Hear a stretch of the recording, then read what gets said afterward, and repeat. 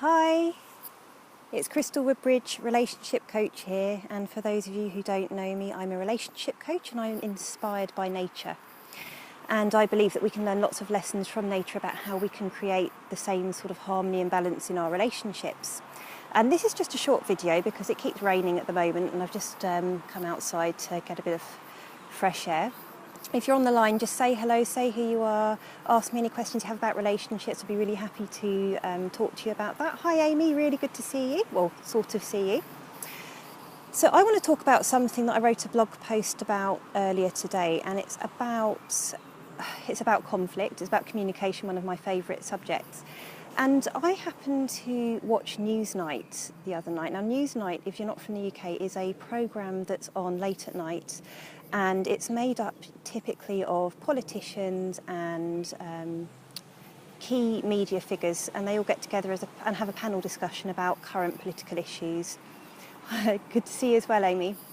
They talk about current political issues, and the idea is there's a discussion and it's all done in front of a live studio audience. And at the moment there's a lot of debate over in the UK about whether we should stay in the EU or leave the EU, so it was all about that. So I kind of thought I would watch it, just hoping to hear some interesting facts or points of view, and I was left quite disappointed actually, because what happened very quickly, and it tends to happen, I've noticed, in political discussions, is that people start talking and they might all have their own points of view, but they get completely lost because everybody starts shouting over each other, shouting each other down, not listening, interrupting each other, and it gets really contentious really quickly.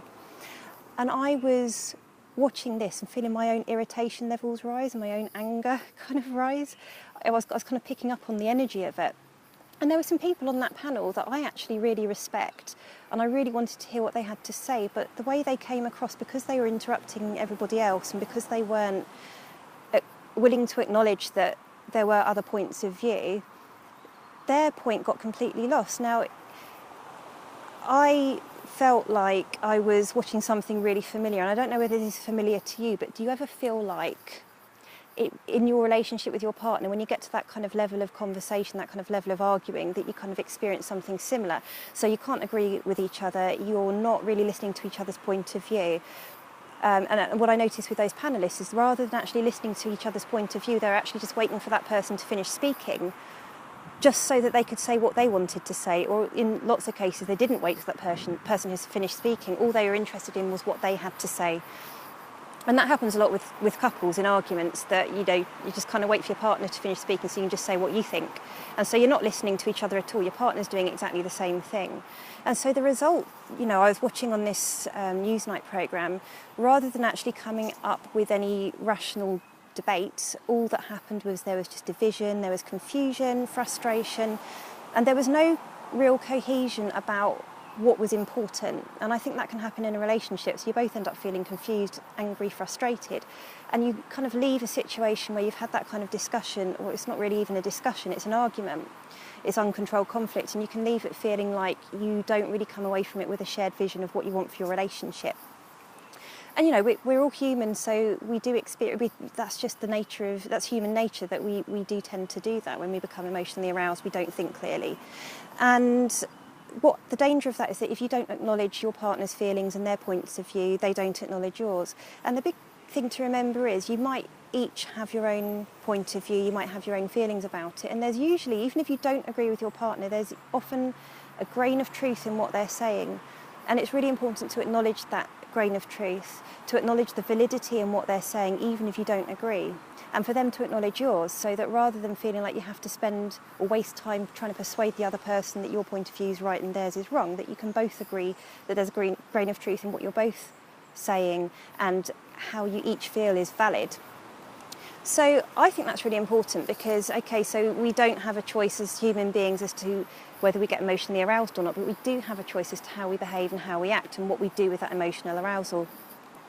So I think, if we listen to each other, if we acknowledge that, how your partner's feeling, if you acknowledge the validity in what they're saying, then I think that sort of conversation can actually be really fruitful.